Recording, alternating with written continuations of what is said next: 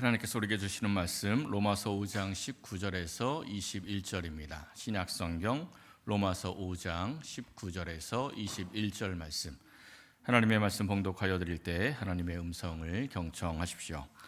한 사람이 순종하지 아니함으로 많은 사람이 죄인 된 것 같이 한 사람이 순종하심으로 많은 사람이 의인이 되리라. 율법이 들어온 것은 범죄를 더하게 하려 함이라. 그러나 죄가 더한 곳에 은혜가 더욱 넘쳤나니 이는 죄가 사망 안에서 왕노릇한 것 같이 은혜도 또한 의로 말미암아 왕노릇하여 우리 주 예수 그리스도로 말미암아 영생에 이르게 하려 함이라. 아멘. 우리나라 사극을 보면 제일 많이 나오는 시대가 조선시대죠. 이 조선시대의 이 스토리들을 보면은 주로 왕하고 신하들 간의 갈등이 있는 경우들이 굉장히 많이 있습니다. 왕과 신하가 갈등이 있을 때 신하들이 왕에게 하는 표현이 있죠. 뭐라고 이야기합니까? 전하한 다음에 뭐라 그래요? 통촉하여 주옵소서, 이렇게 이야기하죠. 통촉하여 달라 이렇게 요청을 하고 나서 뒤에 하나 더 붙는 말이 있습니다. 거기까지는 잘 생각이 안 나실 것 같은데 뒤에 뭐라고 이야기하냐면 죽여주십시오. 그거 말고 죽여달라는 거 좀 말고, 통촉하여 달라라고 이야기한 다음에 뒤에 종묘사직의 근간이 흔들릴까 하옵니다, 이렇게 이야기를 하잖아요. 이제 보통 왕이 무엇인가 정책을 펼치려고 하면은 신하들이 그걸 반대할 때 그렇게 이야기를 합니다. 정조 시대가 굉장히 드라마로 많이 나왔는데요. 예전에 이산이라는 드라마가 있었습니다. 거기서 이 정조가 백성들을 위한 이 개혁 정책을 쫙 펼쳤는데 신하들이 그 이야기를 해요. 제가 금방 말씀드린 그 대사를 합니다. 전하 통촉하여 주옵소서 하면서 종묘사직의 근간이 흔들릴까 하옵니다, 이렇게 말을 해요. 그랬더니 정조가 뭐라고 이야기하냐면 백성들을 살리는 것이 곧 종묘사직을 세우는 것이다, 이런 이야기를 합니다. 이 종묘사직이 뭐길래 똑같은 정책을 놓고도 어떤 사람들은 세운다라고 이야기하고 어떤 사람들은 흔들린다, 이렇게 이야기를 할까요? 종묘사직이 뭡니까? 이 한자로 보면 이렇게 써 있어요. 종묘, 마루종의 사당묘, 이 왕실의 조상신을 모시는 이 사당입니다. 그러니까 왕실의 정통성, 왕실의 권위, 이게 종묘예요. 사직은 토지신사의 곡식신직입니다. 그러니까 토지의 신과 곡식의 신에게 풍년과 국가의 안녕을 위해서 제사를 드리는 제단이 사직이에요. 그러니까 사직은 백성들의 삶의 기반을 이야기합니다. 쉽게 이야기하면 종묘사직은 정치 원리예요. 정치 원리, 통치 원리. 이 나라의 권세, 이 나라의 이 정치들이 똑바로 세워지는 것과 그리고 백성들의 삶의 기반을 바르게 세워나가는 것들이 바로 이 종묘사직입니다. 그러니까 조선 시대의 왕들이 어떠한 통치 원리를 가지고 종묘사직을 세워나가느냐에 따라서 이 백성들의 삶의 모습이 완전히 달라졌죠. 선한 왕이 들어오면 백성들의 삶이 좋아집니다. 그런데 가끔은 이제 선한 왕이 있어도 중앙정부하고 좀 거리가 떨어져 있는 지방에서 탐관오리가 통치를 하면 그 지역의 백성들은 굉장히 힘든 세월을 보내야 했습니다. 누구에게 지배를 받느냐가 아주 중요했어요. 근데 그게 조선시대만 그런 게 아니고 지금도 마찬가지죠. 우리와 똑같은 모습을 하고 있는 같은 민족이지만 바로 옆에 있는 북한 땅의 주민들을 보면 그 사람들의 삶의 모습이 굉장히 힘들다는 것을 우리는 잘 알고 있습니다. 그래서 그곳에서 살던 사람들이 너무 힘이 들면 뭘 합니까? 탈북을 하잖아요. 탈북을 해서 주로 우리나라로 넘어옵니다. 이 탈북하는 북한의 주민들은 뭐가 마음에 안 들어서 넘어온 겁니까? 북한의 통치가 마음에 안 들어서, 그 북한의 통치 원리가 마음에 들지 않아서 나는 그들의 지배를 받지 않겠다 하고 이 나라로 넘어온 거예요. 그럼 탈북민들은, 이 나라로 들어와 사는 그 탈북민들은 이제 누구의 통치를 받아야죠? 이 나라의 통치를 받아야 되는 겁니다. 이 북한의 통치가 싫어서 이 나라에 넘어왔으니 당연히 이 나라의 통치를 받아야 하는 겁니다. 그런데 북한을 떠나서 이 나라에 들어왔는데 여전히 북한의 통치를 받는 사람을 우리는 뭐라고 부릅니까? 그렇죠. 간첩이라고 부릅니다. 왜냐하면 몸은 이 나라로 왔는데 정신은 그 나라의 통치를 받고 있으니까 간첩인 거죠. 오늘 본문 마지막 21절 말씀을 보세요. 우리의 정체성, 성도의 정체성이 어떠한 존재인지 여기서 말씀합니다. 우리는 죄가 사망 안에서 왕노릇하던 곳에서 은혜가 왕노릇하여서 영생에 이르는 곳으로 옮겨진 사람들입니다. 그러니까 마땅히 어떤 통치 아래 거해야 합니까? 은혜의 통치 아래. 죄의 통치 아래에 있다가 은혜의 통치로 넘어왔으니까 당연히 은혜의 통치 아래에 거해야 하는 겁니다. 그런데 은혜의 통치로 넘어와서도 자기 필요에 따라서 죄의 통치로 넘어갔다가 다시 은혜의 통치로 왔다가 또 죄의 통치로 넘어갔다가 이렇게 왔다 갔다 하면 뭐가 되는 겁니까? 영적 간첩이 되는 거죠. 그렇게 흔들리는 신앙인이 되어서는 안 되는 겁니다. 사랑하는 성도 여러분, 오늘 이 말씀을 상고하면서 내 영혼을 다스리고 있는 실체가 무엇인지 한번 살펴보면서 은혜의 다스림 안으로 온전히 들어올 수 있는 복된 인생들이 되시기를 예수님의 이름으로 간절히 축원합니다. 첫째는 죄의 다스림에서 우리가 벗어나야 합니다. 우리가 이 죄의 다스림을 벗어나기 위해서는요, 먼저 우리가 어떻게 죄의 지배 아래에 들어가게 되었는지를 알아야 합니다. 이 죄가 어떻게 들어왔는지 창세기에 있는 말씀을 한번 보세요. 하나님께서 사람을 하나님의 형상대로 창조하셨습니다. 그리고 제일 먼저 하신 일이 뭐였죠? 그들에게 복을 주셨다. 하나님이 사람을 창조하시고 제일 먼저 하신 일이 복을 주신 겁니다. 그 복의 핵심이 뭐냐면 세상 모든 생물을 다스리는 겁니다. 이 세상 모든 생물은 누가 만드셨죠? 하나님이. 그러니까 그 생물을 다스리는 권한은 누구의 것입니까? 하나님의 것. 그 하나님의 권한을 사람에게 복을 주시면서 사람에게 위임해 주신 거예요. 그러니까 사람은 하나님의 형상으로 하나님의 권한을 누리면서 살아가는 거죠. 근데 2장으로 넘어가면 이제 다른 이야기가 하나 더 나옵니다. 하나님께서 사람을 위해서 창설하신 그 에덴 동산에 보기에 아름답고 먹기에 좋은 나무들을 나게 하시고 동산 중앙에 뭘 두셨어요? 선악과만 있는 게 아니죠. 생명나무도 있어요. 생명나무와 선악을 알게 하는 두 나무를 딱 두셨습니다. 그리고 하나님께서 사람에게 모든 생물을 다스리게 하는 그 권한 위임과 동시에 동산 안에 있는 모든 열매를 다 먹게 하셨어요. 그 열매 가운데는 생명나무 열매도 있는 거예요. 마음껏 먹을 수 있었습니다. 그런데 딱 하나, 뭘 못 먹게 했습니까? 선악을 알게 하는 나무의 열매는 먹지 말라 명하셨습니다. 왜 그렇게 하셨죠? 기왕 주는 거 하나 때문에 치사해 보이면 안 되잖아요. 기왕 주는 거 다 주시든지, 아니면 선악을 열게 하는 나무 열매는 만들지 말아서 다 줄게, 그냥 이렇게 통 크게 이렇게 하셔도 될 것 같은데 굳이 선악과를 만드셔가지고 굳이 동산 중앙에 두시고 굳이 그거는 먹지 말라 이렇게 명하셨다는 겁니다. 왜 그렇게 하셨죠? 이 선악과는요, 하나님께서 인간에게 주신 굉장히 중요한 복입니다. 하나님이 주신 자유의지예요. 자유의지. 많이 들어보셨죠? 하나님이 사람을 창조하시면서 그냥 프로그래밍된 로봇처럼 아니면 감옥에 갇혀있는 존재처럼 무조건 하나님만 사랑하게 만드신 게 아닙니다. 스스로의 자유로 하나님을 사랑하고 자유로 하나님을 선택하고 하나님의 은혜 안에 거하면서 하나님이 주신 그 질서 안에서 하나님의 자유를 누리기를 원하신 거예요. 그러니까 그 창조 질서 안에 있으라는 거죠. 선악과를 먹지 말라, 이 말씀은 너는 세상 모든 만물을 다스리는 그 창조주의 권한을 갖게 되었지만 너는 창조주 하나님의 다스림을 받는 존재다. 이것을 인정해라. 그게 선악과를 먹지 않는 거다. 선과 악의 분별은 하나님께 맡기는 것이다. 그러니 하나님의 다스림 안에서 하나님의 창조 질서 안에서 자유를 누리며 살아라. 이게 선악과를 먹지 말라라는 그 근거가 되는 겁니다. 그 명령이 되는 거예요. 선과 악, 하나님의 창조 질서 안에 있어야만 우리들은 자유를 누릴 수가 있습니다. 이 도로에 나가보면요, 중앙선이 있고 차선이 있고 신호등이 있죠. 그거 왜 만들었습니까? 차들을 통제하기 위해서인데 더 엄밀히 들어가면 이유가 뭐예요? 차들이 자유롭게 다니라고. 그렇죠? 이 중앙선과 차선들 신호등은요, 차를 괴롭히려고 만들어 놓은 게 아니고 모든 차들이 그 질서 안에서 자유롭게 오고 가라고 만들어 놓은 겁니다. 요 바로 앞에 사거리에요. 몇 년 전에 이 신호등 고장 난 적이 있었거든요. 그러면 그 사거리가 굉장히 자유로워졌겠죠. 모든 차들이 신나게 다녔겠죠. 그렇지 않습니다.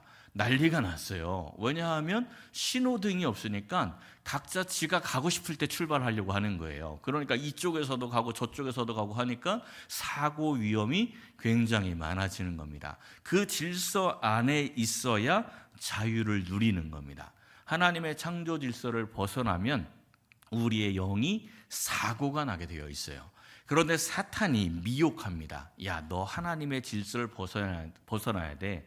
그래야 네가 자유를 누릴 수 있어. 이렇게 사람을 미혹하는 거죠. 죄를 범하게 되는 결정적인 장면을 한번 보십시오. 뱀이 어떻게 미혹을 합니까? 야, 그거 먹으면 너희들이 선악을 분별해서 하나님처럼 될 것이다.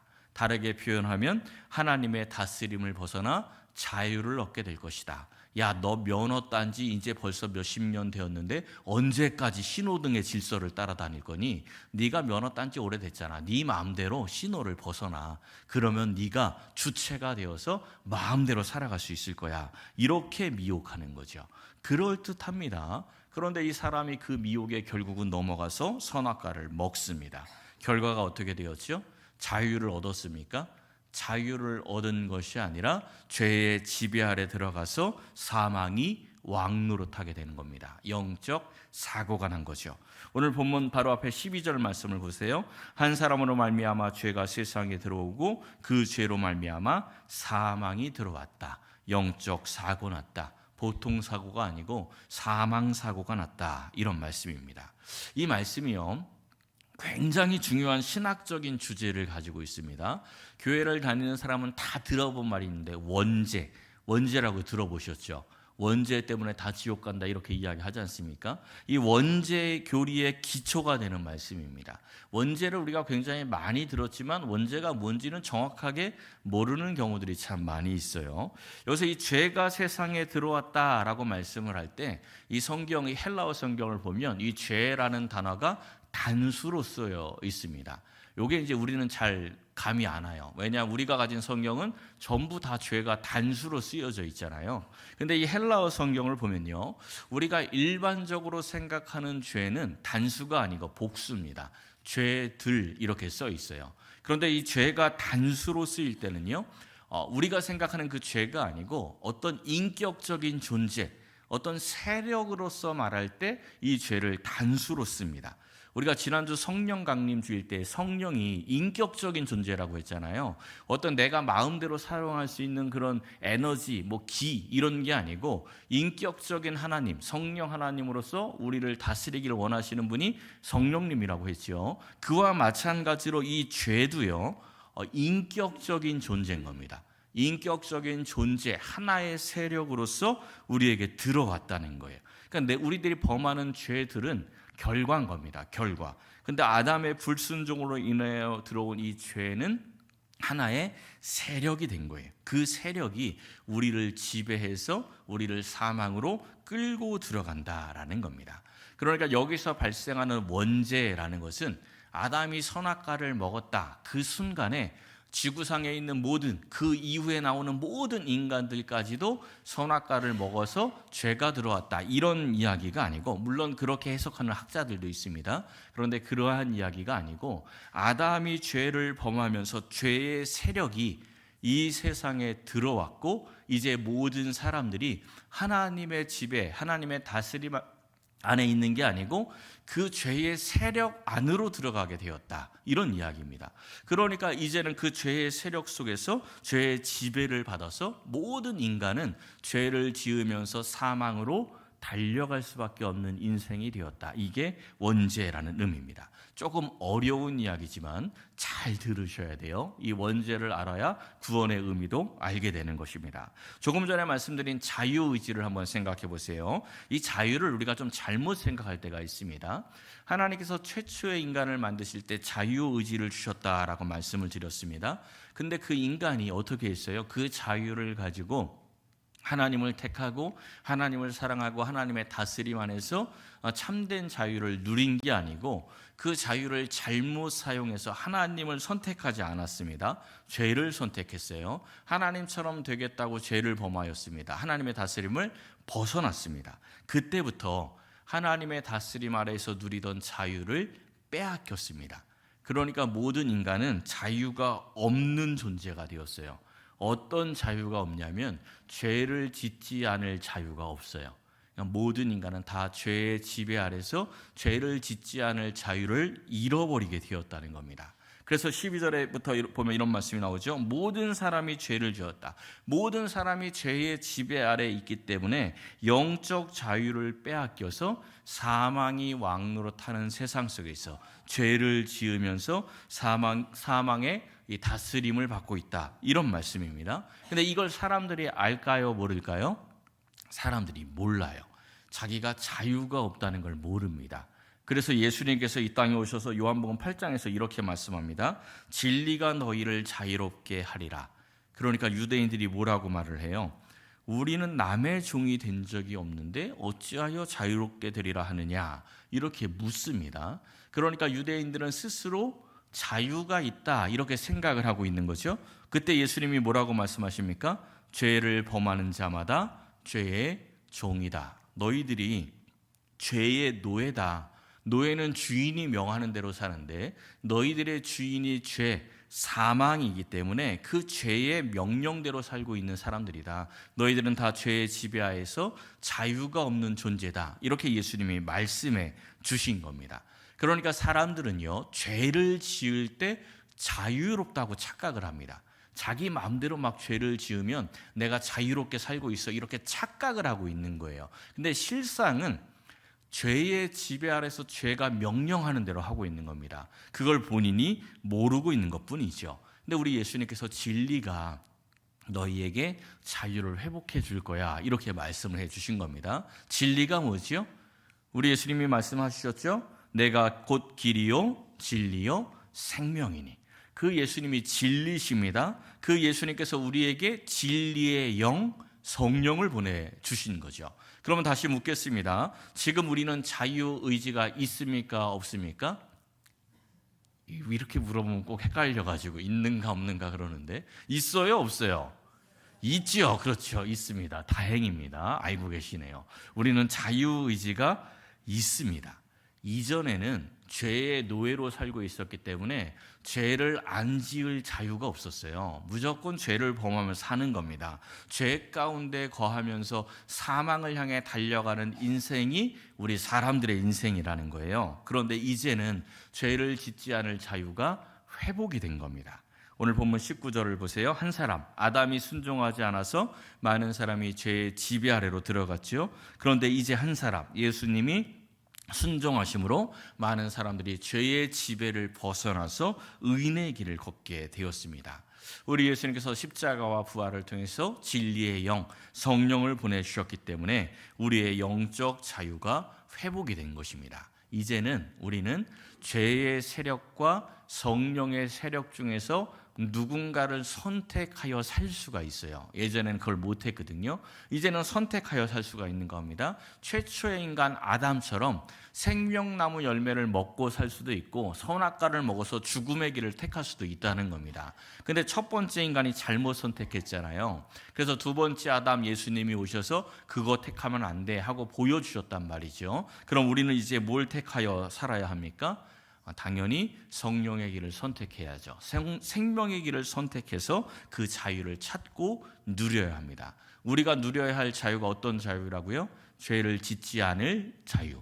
죄를 범할 자유가 아닙니다. 그건 죄에게 속는 거예요. 죄를 짓지 않을 자유를 누려야 하는 겁니다. 사랑하는 성도 여러분, 죄의 삭은 사망입니다. 이제 우리 주님께서 십자가로 말미암아 우리에게 자유를 다시 회복시켜 주셨습니다. 이제 그 자유로 죄의 지배를 벗어나서 생명의 길을 선택하여 걷는 복된 성도 여러분 되시기를 예수님의 이름으로 간절히 축원합니다. 두 번째는 은혜의 다스림 안으로 들어와야 합니다. 17절 말씀 한번 보세요. 이제 우리의 왕노릇하는 주체가 바뀌었죠. 이전에는 죄로 인해서 사망이 왕노릇을 했다면 이제는 예수님으로 말미암아 생명 안에서 은혜가 왕 노릇을 합니다. 우리의 왕이 바뀐 거예요. 주체가 바뀌었습니다. 중간에 보면요, 은혜와 의의 선물을 넘치게 받은 자들이라는 표현이 있습니다.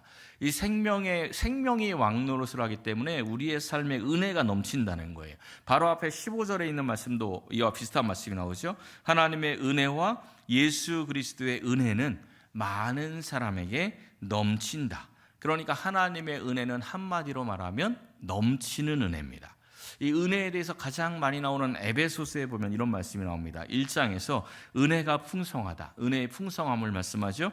또 3장에 가서는 우리가 구하거나 생각하는 모든 것에서 더 넘치도록 능히 하신다, 이렇게 말씀을 합니다. 시편 23편도 이런 말씀이 나옵니다. 여호와는 나의 목자시니 내게 부족함이 없다. 부족함이 없는 것으로 끝나지 않죠. 5절에서 뭐라고 이야기해요? 내 잔이 넘칩니다. 그러니까 하나님의 은혜는 넘치는 거죠. 우리 예수님께서 항상 넘치게 해주지 않습니까? 베드로를 처음 부르셨을 때 물고기를 밤새도록 잡지 못하였는데 예수님이 어떻게 하셨어요? 2배가 잠기도록 그 물고기를 잡게 하셨습니다. 가나의 혼인잔치에서 포도주가 떨어졌습니다 하니까 어떻게 하셨습니까? 포도주 몇 병 주신 게 아니고 항아리 6개를 가득 채워서 주시죠. 장정만 5,000명이 모였는데 다들 배고파하니까 5병여의 기적을 통해서 먹여주셨는데 얼만큼 주셨어요? 먹을 만큼 주셨습니까? 배불리 먹고 12광주리가 남도록 이렇게 넘치도록 주시는 분이 우리 예수님이라는 겁니다. 하나님의 은혜는 항상 이렇게 차고 넘칩니다. 그럼 우리는 그 차고 넘치는 은혜를 당연히 누려야 되겠죠. 근데 우리가 잘 못 누리는 거예요. 이 차고 넘치는 은혜를 어떻게 누리는지 본문 20절 말씀을 한번 보십시오. 율법이 들어온 것은 범죄를 더하게 하려 함이고 죄가 더한 곳에 은혜가 더욱 넘친다. 이것도 굉장히 중요한 말씀인데 확 눈에는 잘 안 들어오죠. 원래 몸에 좋은 약이 쓰잖아요. 그러니까 우리 영에 좋은 말씀도 잘 이해가 안 됩니다. 좀 써요. 씁쓸해요. 무슨 말씀인지 잘 모르겠죠. 우리가 이제 학교 다닐 때는 한번 생각해 보세요. 저는 이제 남자 중학교를 다녔는데 초등학교 졸업하고 그 초등학교 막 졸업한 애들이 남자애들끼리 딱 모여 있는 그 교실을 한번 상상해 보십시오. 쉬는 시간에 뭐 하고 놀까요? 쉬는 시간이 되면 그야말로 난장판이 됩니다. 애들이 막 여기저기서 뛰어다니면서 노는데 그때 우리 때는 제일 좋은 놀이도구가 뭐였냐면, 요즘은 애들 다 스마트폰 하고 있을 것 같긴 한데 옛날에는 놀이도구를 가지고 놀아요. 제일 좋은 놀이도구가 칠판 지우개입니다. 얘가 푹신푹신 하잖아요. 집어 던져도 안 다치고 맞아도 별로 안 아파요. 그러니까 이 칠판 지우개가 축구공이 되기도 하고 야구공이 되기도 하고 농구공이 되기도 합니다. 어디에서? 교실에서 그거 막 던지고 맞추고 이러고 노는 거예요. 그리고 완전히 난장판이 되어서 그렇게 놀던 차에 창가에 앉은 애가 커튼을 확 제끼면 순간 조용해집니다. 왜 조용해지는지 아세요? 지우개 던지고 놀았으니까 먼지가 얼마나 많겠어요. 근데 커튼을 확 제끼면 뭐가 들어와요? 빛이 확 들어오죠. 그러면 이제 공중에 있는 그 수없이 많은 먼지들이 눈에 확 들어옵니다. 그러면 애들이 막 뛰어놀다가 먼지가 보이는 순간 다 똑같은 태도를 취해요. 다 이러고 있어요. 다 이러면서 숨을 코로 쉬려고 애를 씁니다. 먼지가 없었습니까? 있었죠. 먼지는 원래 있었습니다. 안 보였을 뿐이죠. 햇볕이 들어오면서 그 먼지가 눈에 확 들어오니까 먼지 마시기 싫은 거예요. 율법이 들어온 것이 범죄를 더하게 했다. 그게 그 말씀입니다. 율법이 들어오면서 죄가 보이기 시작을 하는 겁니다. 죄가 깨달아지기 시작을 하는 거죠. 지금으로 말씀을 드리면 우리가 말씀을 가까이 하면 가까이 할수록 내 죄가 더 많이 보입니다. 말씀을 많이 배웠는데 점점 교만해지면 말씀 잘못 배우는 겁니다. 말씀을 배울수록 겸손해져야 돼요.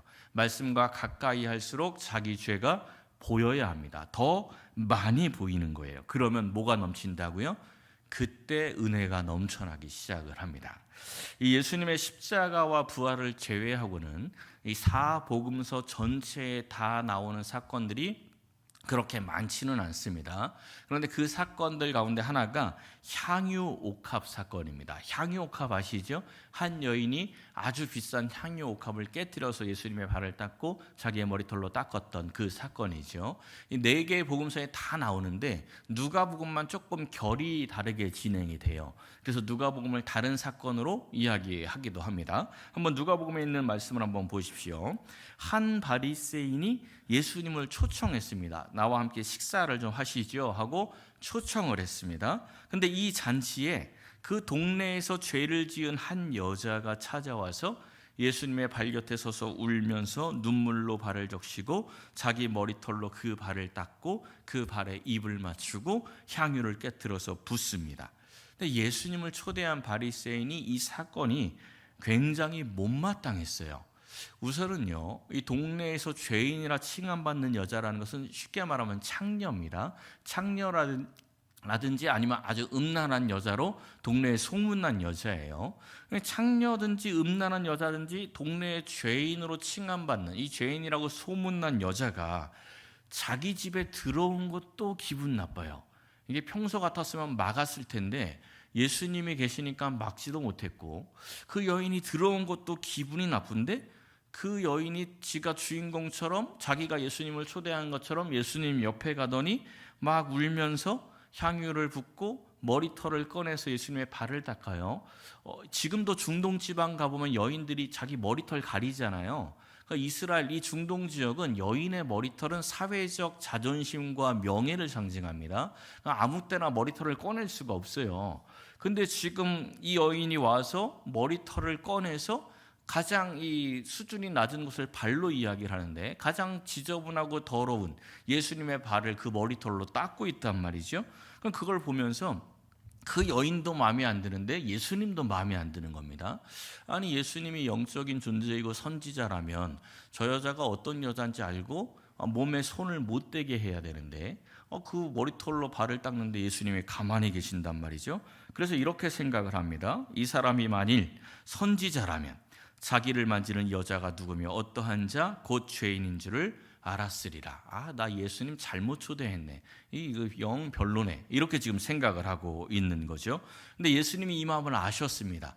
그래서 이렇게 말씀하세요. 시몬아, 내가 내게 이를 말이 있다. 이 바리새인의 이름이 시몬이라는 것을 우리가 알 수가 있습니다.